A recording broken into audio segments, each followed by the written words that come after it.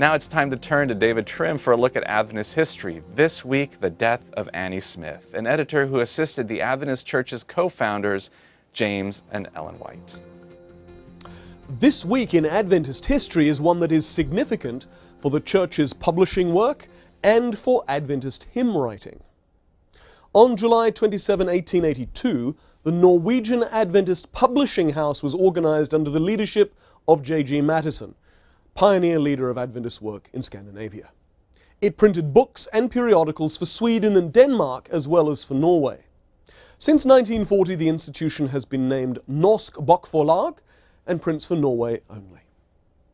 On July 28, 1870, James Edson White, second son of James and Ellen White, married Emma McDiarmid, whose sister Harriet was later to marry F.E. Belden.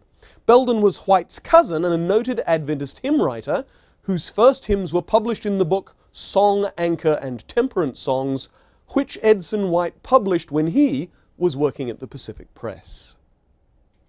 15 years and 2 days earlier, on July 26, 1855, Annie Smith died of tuberculosis. She had given up a faculty position at a prestigious women's seminary in order to help James White with the printing work. Annie edited copy, corrected proofs, and was in charge when White was absent, as was often the case.